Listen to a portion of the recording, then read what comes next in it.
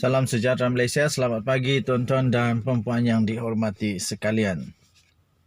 Setelah lama senyap, setelah lama tiba-tiba membisu, seakan-akan tidak ada keputusan, seakan-akan tidak ada apa-apa tindakan. Yang mana kes ini menjadi sangat viral dan menjadi sangat trending, menjadi bualan mulut semua orang, iaitu kes Dera Bella, tuan-tuan dan puan-puan. Akhirnya hari ini rupa-rupanya kes ini masih lagi berjalan seperti biasa. Dan baru sebentar tadi satu dokumen yang amat penting yang pastinya dinantikan oleh seluruh rakyat Malaysia. Sehingga kita mahu keadilan, kita mahu kebenaran, kita mahu kalau bersalah harus dihukum. Supaya tidak lagi berlaku benda-benda yang macam begini, yang jahat, perbuatan tak baik ni.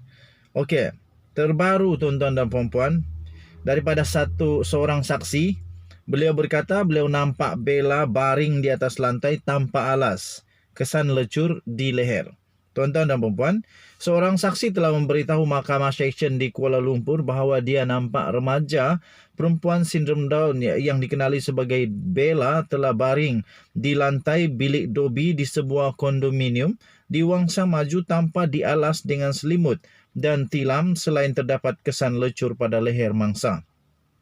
Pegawai penyelidik undang-undang di sebuah firma guaman, Suhana Zam, 40 tahun berkata, ketika itu dia ingin membuang sampah di bahagian bilik dobi tersebut pada kira-kira 4 pagi. Katanya, pada hari itu saya telah melakukan kerja-kerja pejabat hingga jam 4 pagi. Semasa hendak membuang sampah, saya tidak membuka lampu, katanya. Tambahnya lagi tuan-tuan dan puan, saya tersempak de Bella, ternampak kot, tersepak.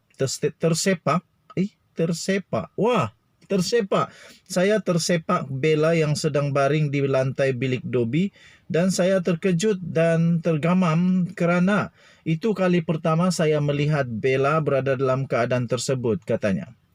Kata saksi pendakwaan ke-8 itu, semasa pemeriksaan utama oleh Timbalan Pendakwa Raya, Nur Aziza Muhammad pada perbicaraan kes pengasas rumah bonda iaitu Siti Bainun AHD Razali. Dalam transkrip yang dilihat itu, kata Nur Aziza, dia bertanya, kamu tersepak Bella dan apa tindakan kamu, katanya.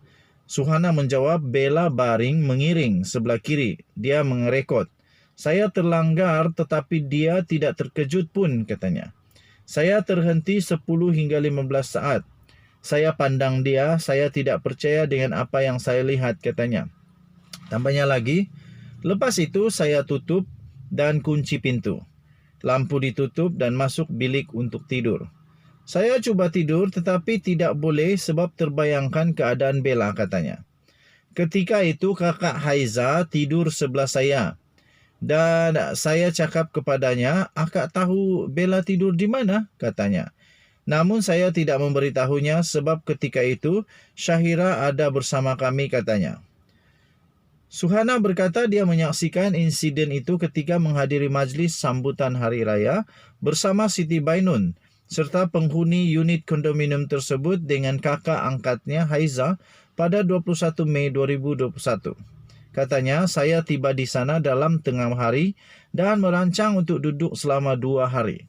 Apabila saya masuk ke tempat itu, saya nampak Bella berdiri di tepi dinding menghadap meja makan dan terdapat kecederaan pada leher Bella, iaitu kulitnya melecur serta merah-merah, katanya sambil memaklumkan semasa jamuan hari raya itu Bella berdiri di tepi peti ais dan hanya memakai kemeja T serta seluar, katanya. Tambahnya lagi, ketika itu Siti Bainun menyuruh seorang penghuni rumah yang dikenali sebagai Aida menukar pakaian Bella selepas Kak Haiza memanggil Bella untuk menyertai sesi bersalaman di ruang tamu.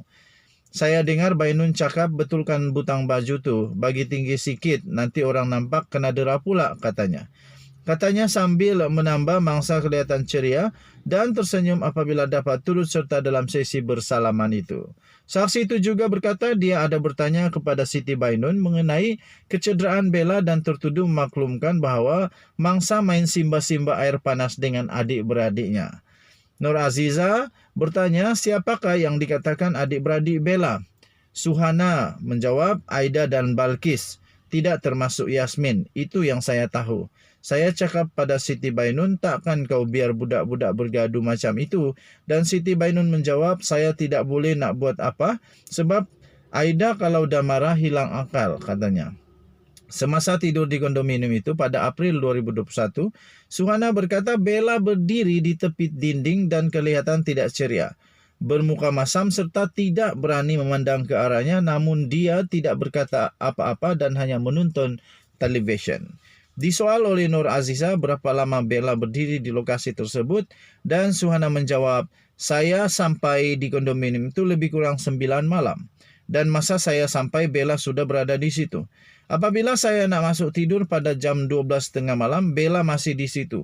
Saya nampak Bella sedih, takut, tidak bercakap dan hanya pandang lantai, katanya.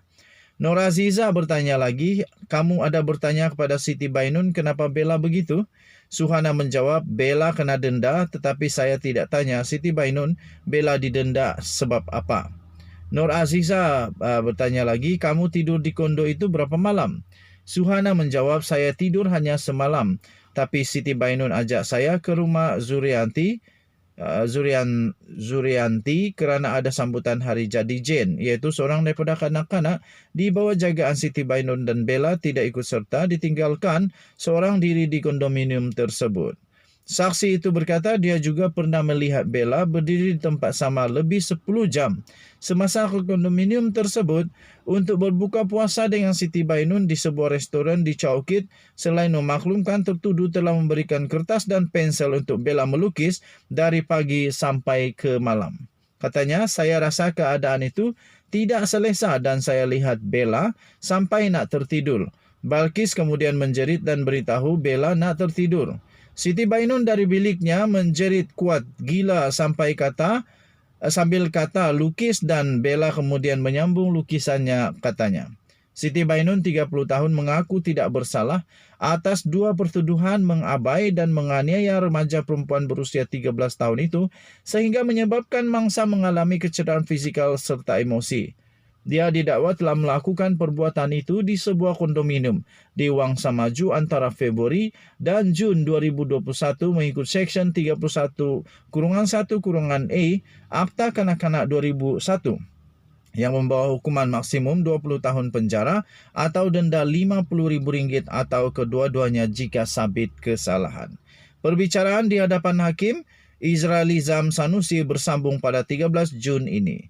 Berita ini dipetik daripada bernama diterbitkan semula di malaysiakini.com bertarikh 31 Mei 2022 dengan tajuk Saksi Nampak Bella baring di lantai tanpa alas, kesan lecur di leher.